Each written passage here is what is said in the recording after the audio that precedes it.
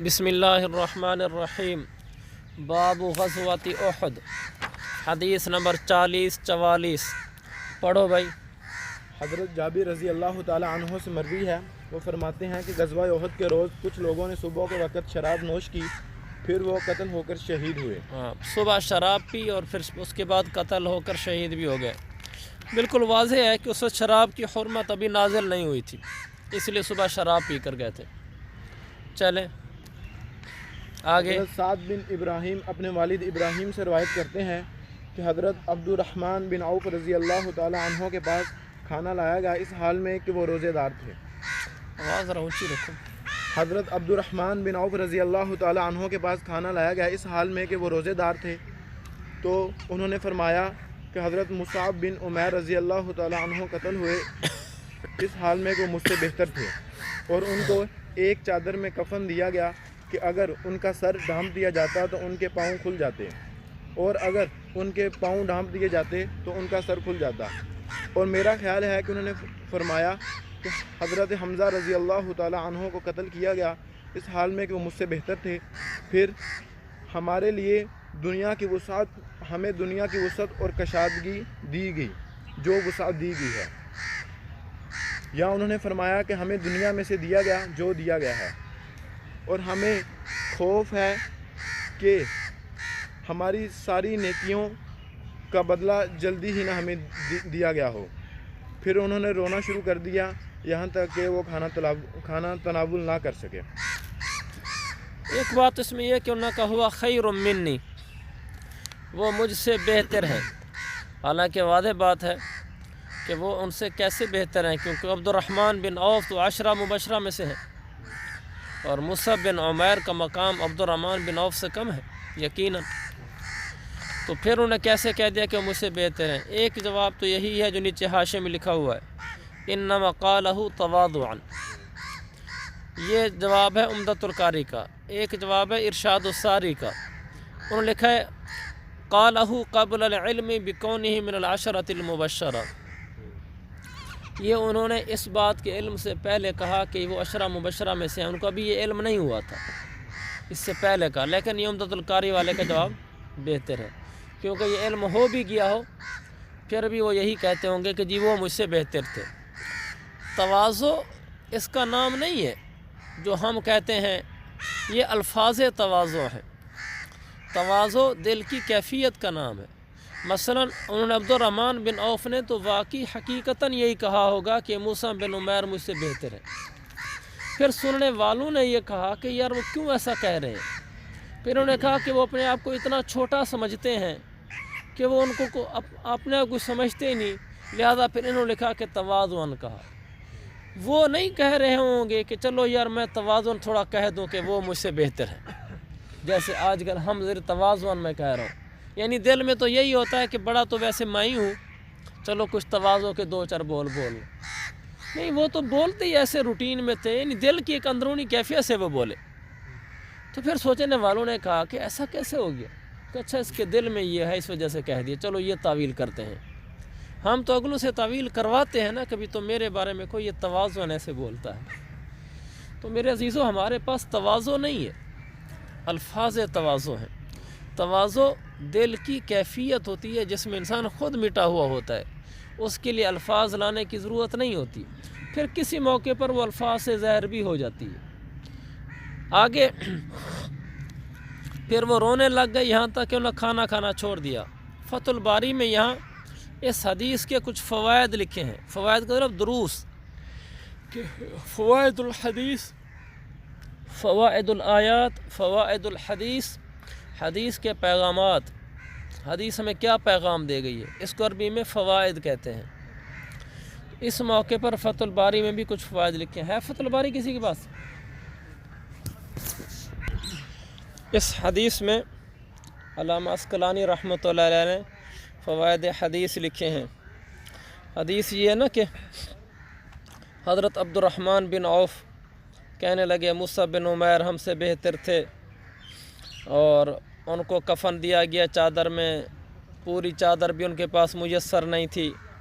फिर हमारे पास तो दुनिया ही दुनिया आ गई है, कहीं हमारी नेकियों का बदला तो जल्दी नहीं मिल गया। फिर रोना शुरू हो गए। کہ ہم تو عیش و عشرت میں ہیں، مصعب بن عمیر نے دنیا بھی نہیں لی اور چلے گئے یہاں سے، پھر اسی رونے میں کھانا ہی چھوڑ دیا۔ اس پر لکھا ہے انہوں نے وفی الحدیث فضل الزہد، زہد کی فضیلت بیان کی گئی ہے۔ وَأَنَّ الْفَاضِلَ فِي الدِّينِ يَنبَغِي لَهُ أَن يَخْشَى مِنَ التَّوَسُّعِ فِي الدُّنْيَا، دین میں جو آگے بڑھے ہوئے لوگ ہوتے ہیں جیسے علماء وغیرہ، ان کو اس بات سے ڈرنا چاہیے کہ دنیا کی وسعت ان پر ہو جائے،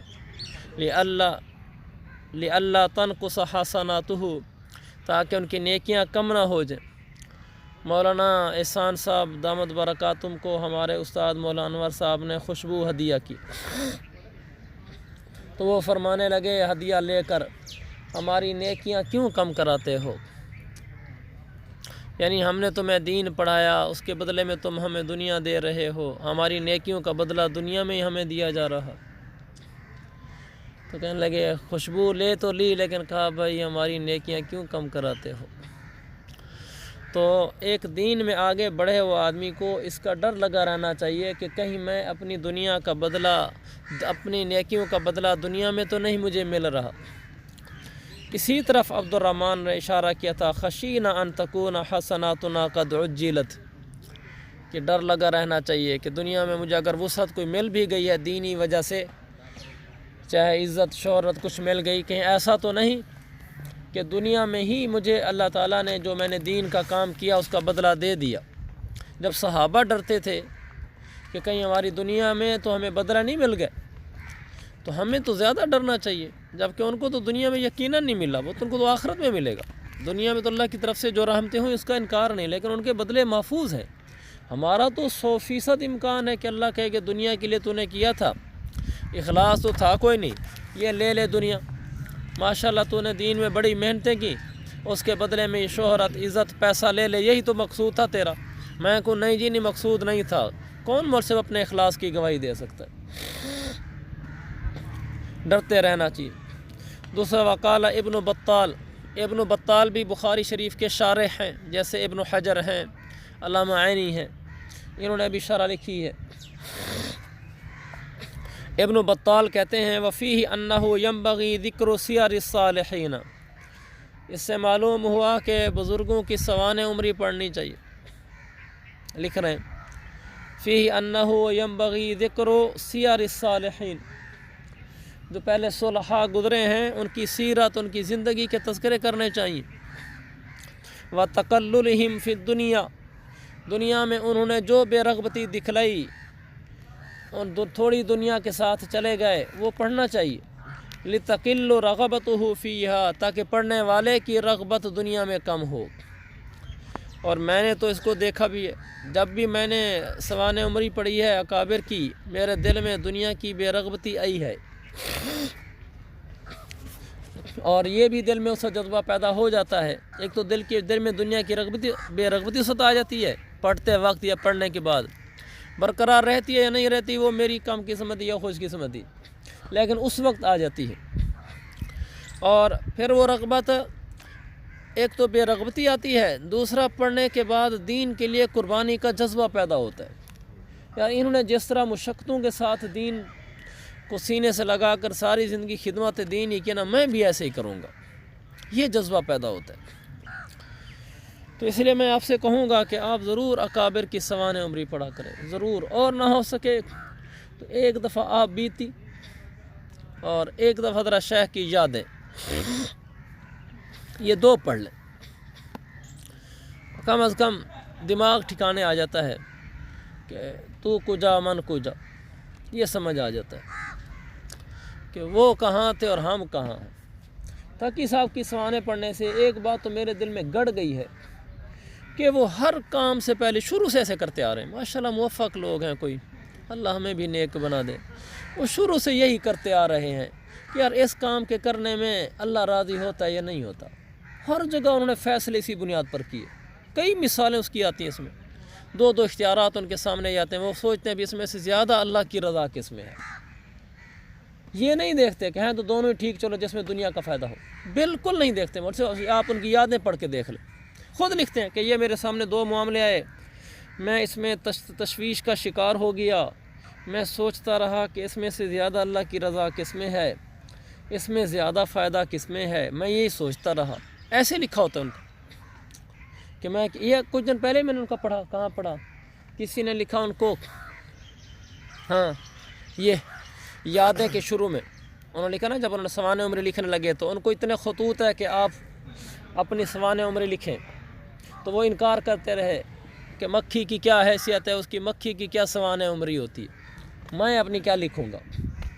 تو بہت ساروں نے اتنے خطوط لکھے، تو پھر فرمایا کئی خطوں کے بعد اب اتنے خط آ چکے ہیں اور اس میں اتنے دلائل دیے جا چکے ہیں، جس میں انہوں نے لکھا کہ دیکھو حضرت شیخ نے بھی تو لکھی، حضرت فلاں نے بھی تو لکھی اپنی سوانح عمری، ان میں بھی اخلاص تھا، تواضع تھی، اور اس سے امت کو یہ فائدہ ہوا، یہ فائدہ ہوا، یہ فائدہ ہوا۔ کہنے لگے یہ سارے خطوط پڑھ پڑھ کر اب میرے دل میں یہ بات آنے لگی ہے کہ ہاں واقعی اس کے لکھنے میں انشاءاللہ فائدہ ہوگا اور اللہ کی رضا بھی حاصل ہوگی، لیکن اب میرے سامنے صرف ایک امر باقی رہ گیا، حضرت شیخ لکھ رہے ہیں، اب میرے سامنے صرف ایک امر باقی رہ گیا ہے کہ میرے سامنے اور بھی لکھنے کے لیے دینی کام میرے سامنے متوجہ ہیں کہ یہ بھی لکھوں، یہ بھی لکھوں۔ اب میں یہ سوچ رہا ہوں کہ ان میں سے زیادہ اللہ کی رضا کس میں ہے، یہ حضرت شیخ نے لکھا۔ اب میں یہ سوچ رہا ہوں کہ ان میں سے زیادہ اللہ کی رضا کس میں، تاکہ میں اسی کو، کوئی ہم جیسا ہوتا مول صاحب، ایک تو وہ پہلے دن ہی کہہ دیتا میری سوانح عمری ہونی چاہیے، دوسرا جب دل مان جاتا نا کہ اس کے لکھنے میں واقعی ثواب ہے، فائدہ ہے، تو ادھر ہی دل زیادہ بھاگتا، کیونکہ اس میں ساتھ ساتھ تھوڑا اپنی شہرت بھی ہے نا، کہ میں ابھی بھی یہی سوچ رہا ہوں کہ اس میں زیادہ اللہ کی رضا کس میں ہے، میرے سامنے اور بڑے اہم کام بھی متوجہ ہیں، وہ کتاب لکھوں یا یہ لکھوں۔ پھر ان کا خط آیا ہوتا کہ آپ اس طرح کریں، اس کو مستقل تصنیف کے طور پر ٹائم نہ دیں، آپ اپنے سفروں میں چلتے پھرتے، چونکہ سوانح عمری اس کے لیے کہ مطالعے تو کرنے نہیں، آپ نے اپنی زندگی لکھنی ہے، آپ سلوٹوں میں اس کو لکھنا شروع کر دیں، قسطوں میں لکھنا شروع کر دیں، ایک ایک قسط لکھ دیا کریں، پھر کسی موقع پہ قسط لکھ دیا کریں۔ تو حضرت کو یہ رائے پسند ہے ان کا، چلو میرے دوسرے کام بھی نہیں رکیں گے، درمیان میں یہ بھی ایک ہو جائے گا۔ یہ ہیں وہ لوگ، ان کی سوانح پڑھنے سے بہت فائدہ ہوتا ہے۔ یادیں کے نام سے تو ابھی نہیں چھپی، البلاغ میں قسطیں آ رہی ہیں۔ آگے ایک اور لکھا، وکانہ بکاؤ عبد الرحمن شفقن اللہ یلحق بمن تقدمہ، عبد الرحمن جو رو پڑے تھے آخر میں، وہ اس لیے روئے تھے شفقن اللہ یلحق بمن تقدمہ، اس بات کے خوف کی وجہ سے کہ کہیں عبد الرحمن ان پہلے والے لوگوں سے نہیں مل سکے گا، وہ اسے آگے نکل جائیں گے، یہ پیچھے رہ جائے گا، اس پر وہ رو پڑے کہ عبد الرحمن کا وہ مقام نہیں ہوگا آخرت میں جو مصعب بن عمیر کا ہوگا۔ ان کے رونے اور پریشانیاں اس پر ہوا کرتی تھیں، آج ہمارے رونے، ہماری پریشانیاں کچھ اور ہیں، اللہ یعافیت فرمائے رہنے دیں۔ آگے حدیث ہے 40-46، اس میں جابر بن عبداللہ کہتے ہیں کہ ایک آدمی نے حضور صلی اللہ علیہ وسلم سے احد کے دن کہا، یا رسول اللہ ارائیتا، یعنی اخبرنی، آپ مجھے ارائیتا کا معنی آپ جانتے ہی ہیں، اخبرنی، اگر میں قتل ہو جاؤں تو پھر میں کہاں ہوں گا؟ آپ نے فرمایا جنت میں۔ تو انہوں نے اپنے ہاتھ والی کھجوریں پھینک دیں اور پھر لڑنے لگے یہاں تک کہ شہید ہو گئے۔ اس حدیث میں ایک بات تو یہ ہے کہ انہوں نے کہا قال رجل للنبی علیہ السلام، ایک آدمی نے حضور سے کہا، یہ آدمی کون تھا؟ فتح الباری والے لکھا ہے لم اقف علی اسمہ، کہ مجھے نہیں پتہ، لیکن عمدۃ القاری والے نے نکال دیا ہے۔ وہ کہنے لگے کہ قال صاحب التوضیح انہ عمیر بن حمام ابن الجموح ابن زید الانصاری، وہ کہتے ہیں صاحب توضیح، کہتے ہیں صاحب توضیح کون ہیں؟ ابن الملقن، ابن حجر کے استاد، ابن حجر کے استاد ہیں ابن الملقن، ان کی بخاری کی شرح التوضیح، اس میں انہوں نے لکھا کہ عمیر بن حمام تھے۔ تو ان کو نہیں مل سکا ابن حجر کو رحمہ اللہ، اور ان کو مل گیا ابن ملقن کو، اور عمدۃ القاری والا بھی نکال کے لیا ہے کہ اس نے لکھا یہاں پر۔ دوسری بات، اس میں فتح الباری میں فوائد لکھے ہیں اس حدیث میں، ایک لکھے فیہ ما کان صحابۃ علیہ من حب نصر الاسلام والرغبۃ فی شہادت ابتغاء مرضات اللہ، صحابہ میں کیسا جذبہ تھا کہ اللہ کے دین کی مدد کریں، اور کیسا جذبہ تھا کہ ہم اللہ کے نام پر مر جائیں، کھجوریں پھینکی، لڑنا شروع ہو گئے، وہیں شہید ہو گئے۔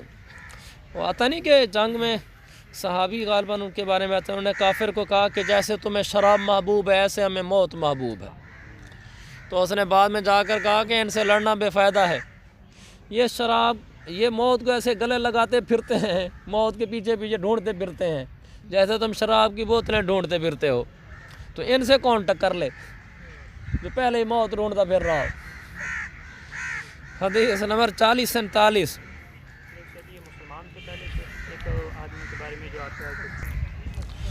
اگلی حدیث آسان ہے، پہلے پڑھ چکے ہیں، میں دوبارہ نہ پڑھیں۔ آپ کو یاد ہوگا خباب بن حاج حضور کے ساتھ ہم نے ہجرت کی، نبتغی وجہ اللہ، اللہ کی رضا کے لیے۔ یہ حدیث پہلے گزر چکی ہے، آگے چلتے ہیں۔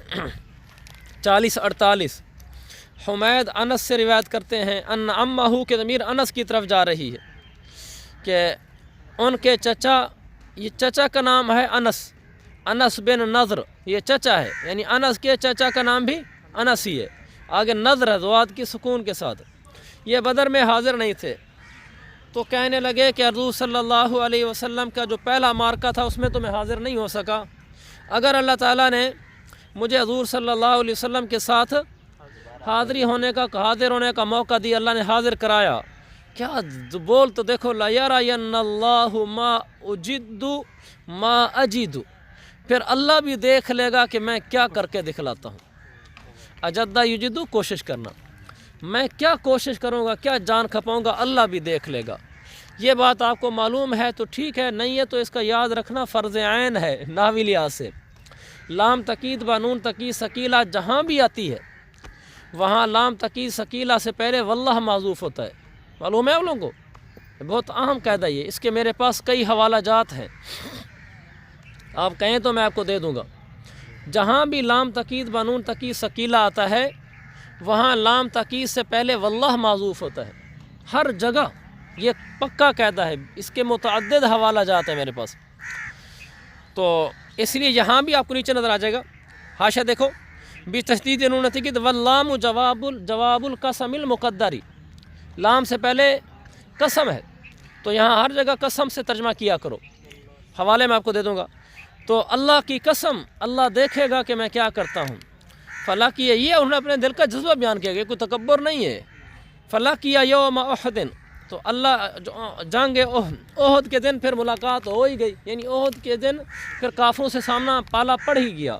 فہزم الناس، پھر لوگوں کو شکست ہوئی تو کہنے لگے اللہ میں آپ سے معذرت کرتا ہوں ان مسلمانوں کے فعل کی طرف سے، ان مسلمانوں نے جو کیا ہے، یہ پیٹھ پھیر کر بھاگ گئے، اس مما ثنا سے مراد انہزام ہے، جیسا کہ قسطلانی میں ہے، اور میں آپ کے آگے ابرأ الیک مما جاء بہ المشرکون، تو میں برات ظاہر کرتا ہوں آپ کے آگے جو یہ مشرکین نے جو کام کیا، یعنی مشرکین آ کر جو قتال کیا ہے، اس سے میں برات کا اظہار کرتا ہوں، یعنی یہ میں مشرکین کے لڑنے پر راضی نہیں ہوں، اس پر بری ہوں، اور جو مسلمانوں نے کیا اس پہ بھی راضی نہیں ہوں، اس سے معذرت کرتا ہوں کہ اچھا نہیں کیا۔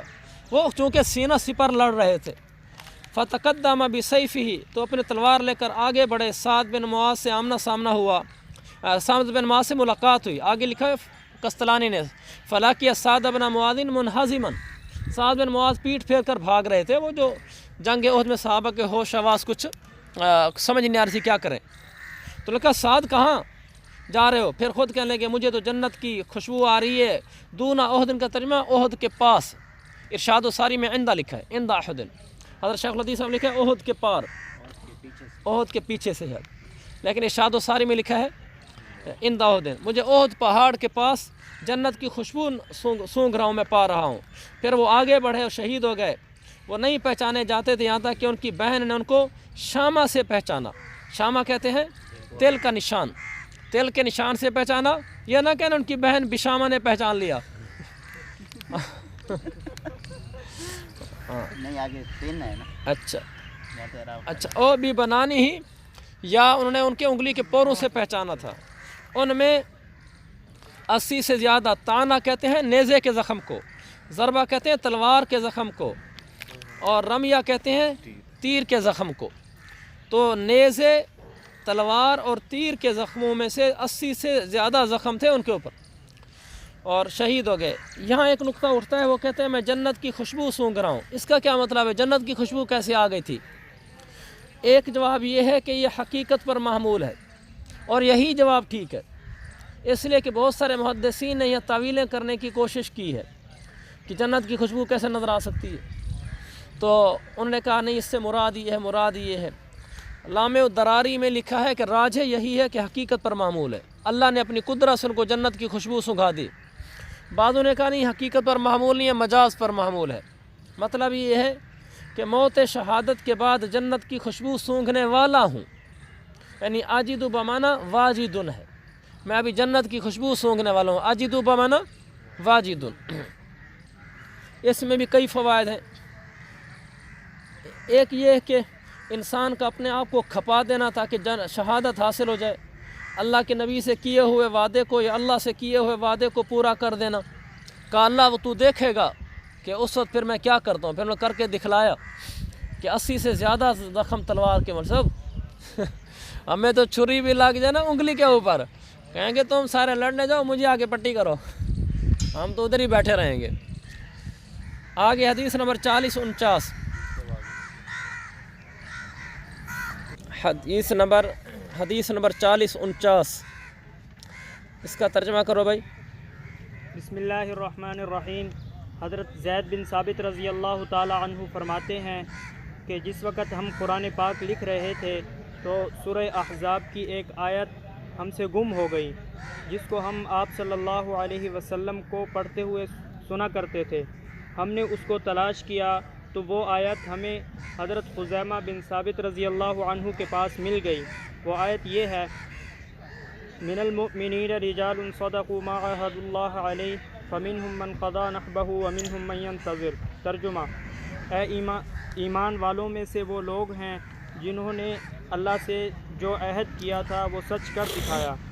ان میں سے بعض لوگ تو وہ ہیں جنہوں نے اپنا نذرانہ پورا کر دیا، اور بعض لوگ وہ ہیں جو ابھی انتظار میں ہیں۔ پھر ہم نے اس آیت کو اسی صورت میں قرآن پاک میں لکھ دیا۔ اس میں 2-3 باتیں ہیں۔ پہلی بات تو یہ اشکال ہے، وہ کہتے ہیں وہ آیت جو ہے نا ہم نے اس کو ڈھونڈا، آیت گم ہو گئی نا، آیت مل نہیں رہی تھی، ہم آیت ڈھونڈتے رہے تو ہمیں صرف خزیمہ بن ثابت کے پاس ملی تو ہم نے اس کو قرآن میں شامل کر دیا۔ یہ تو بہت بڑا اشکال ہے کہ ایک آدمی کے کہنے پر اس کو قرآن کو جزو کیسے بنا دیا گیا، یعنی صرف حضرت خزیمہ کے پاس ملی، انہوں نے کہا یہ آیت قرآن کی ہے تو انہوں نے ان کی بات پر اس کو قرآن کا جزو بنا دیا۔ قرآن تو تواتر سے ثابت ہوتا ہے۔ اس کا جواب بالکل آسان ہے، ان کے پاس لکھی ہوئی نہیں مل رہی تھی، ورنہ ان کو یاد تھی۔ وہ قرآن کا متواتر ہونے کے لیے ضروری نہیں ہے کہ لکھا ہوا تواتر کے ساتھ ہو، کہ اتنے نسخے لکھے ہوئے ہیں لوگوں کے پاس، نہیں، آیت کا ہونا کہ کہیں کہ یہ قرآن کی آیت ہے یہ متواتر ہو۔ وہ ان کے یہاں متواتر تھی، اس کو پڑھتے تھے، سنتے تھے۔ دلیل یہ کنت اسمع رسول اللہ، وہ حضور علیہ السلام سے آیت کو سنتے تھے، وہ سب کو معلوم تھی آیت ہے، لیکن وہ یہ ڈھونڈ رہے تھے کہ کہیں ہمیں لکھی ہوئی مل جائے، تو لکھی ہوئی ان کو ان کے پاس مل گئی، لہذا اس سے کوئی فرق نہیں پڑتا۔ یاد تھی اسی لیے تو ڈھونڈ رہے تھے، صحیح کہا، ان کو یاد تھی آیت اس لیے تو ڈھونڈ رہے تھے، وہ تو صرف لکھی ہوئی ڈھونڈ رہے تھے، ورنہ اس میں تواتر پہ کوئی اشکال نہیں ہوتا۔ دوسرا، من قضا نحبہ، یہ امر ہے۔ من قضا نحبہ کا مطلب یہ ہے جو شہید ہو کر فوت ہو گئے، مراد اسے حضرت حمزہ اور حضرت مصعب ہیں جیسے۔ فَأَلْحَقْنَاهَا فِي سُورَةٍ فِي الْمُصْحَفِ، اس میں عمدۃ القاری میں لکھا ہے کہ اس سے معلوم ہوا کہ آیات حضور صلی اللہ علیہ وسلم کے زمانے میں ان کے لیے صورتوں کے اندر مخصوص مقام ہوتے تھے کہ کون سی آیت کس صورت میں جوڑنی ہے۔ حضور کے زمانے میں قرآن سے لکھا ہوا نہیں تھا نا، لیکن یہ بات تھی کہ جو آیتیں ہیں کہ یہ آیت کس صورت کی ہے، اس لیے کہ پوری صورت اکٹھے نہیں اترتی تھی نا، جب کوئی آیت اترتی تھی تو حضور فرماتے تھے کو فلاں صورت میں جوڑ دو، اس کو فلاں صورت میں فلاں جگہ جوڑ دو، تو اس طرح وہ قرآن بنتا تھا۔ اس لیے تو صحابہ ڈھونڈتے تھے کہ یہ آیت یہاں ہوتی تھی اور وہ ہمیں لکھی ہوئی نہیں مل رہی۔ آگے چلیں، حدیث 40-50، حضرت زید بن ثابت رضی اللہ تعالی عنہ سے روایت ہے، وہ فرماتے ہیں حضرت زید اوپر والی حدیث اس کی ترجمۃ الباب سے کیا مطابقت ہے؟ اس کی مطابقت کیسے ہے بھائی؟ یہ ماتا شہیدن ہے نا، ماتا شہیدن حمزہ و مصعب، ان کی شہادت ہوئی ہے غزوہ احد کے اندر، اس نسبت سے ان کو یہاں ذکر کیا ہے۔